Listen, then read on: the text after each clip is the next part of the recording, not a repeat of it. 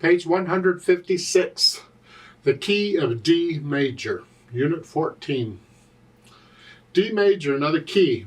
And I'm hoping that you're remembering the other keys, that you can do their scales, and even the arpeggios 1 octave by now too, because we're going to be adding more keys.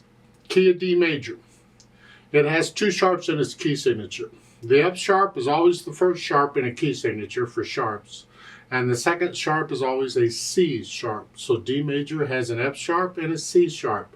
So we can go D to D here. We do all the white keys except we have to have an F sharp and a C sharp. And in case you're wondering, yes, it follows the same pattern as all the other major scales. On the whole steps and half steps, whole, whole, half, whole, whole, whole, half. Now again, if you forget that pattern, go back to C major, all the white keys, C to C, and that tells you the pattern, because you can see the whole steps are where the black keys are. That's a whole step right there, and that's a half step. So you could check it here, whole, whole, half, whole, whole, whole, half. You can check the pattern there, apply that pattern to any key, and you'll get the major scale. So in D major, we do that. We have a whole, whole here, half, whole, whole, whole, half. It all works out. All the major scales have the same pattern. Minor scales are a different pattern. So we're going to be in the key of D major. The idea is if you can do the D major scale, then you know what keys, which black keys are involved, so that when you're reading music with 2 sharps in the key signature, you're just basically playing in that key. You don't have to worry, what are the sharps again, which notes are sharped? Just play in the key of D major. Just play with the, you'll know the F sharps and C sharps are there automatically. If you are accustomed to the scale, and the arpeggio doesn't hurt. Now on page 157, they give you the parallel and contrary.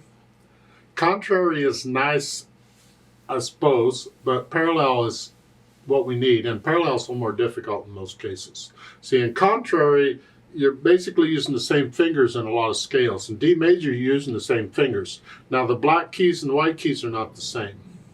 So if I start on a D, and then it's here, see, already I got a black key in the left hand, but there's a white key in the right, and then switches, and then thumb, but I'm using the same fingers.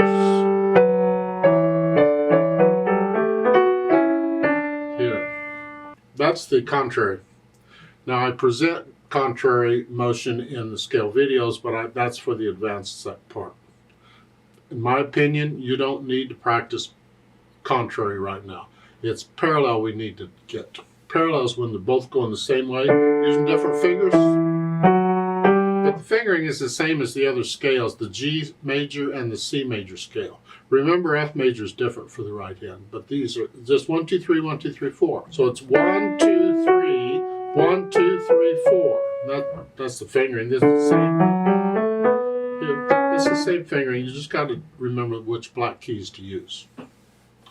They have metronome things down there at the bottom of page 157. I would prefer you do it as I do in the scale videos. I see no reason to be trying to do these scales quickly right now. Now it doesn't hurt to do the legato and staccato. Here you can connect them and staccato. When you go slow, flex at the wrist here. But I don't recommend you be going them real quick yet. Keep it slow for now. Do it as I explained it in the scale video. And I don't use music with scales. I want to focus on the keyboard and the fingers and what's going on. I want to know what it feels like to play that scale and that key. Let me know if you have any questions.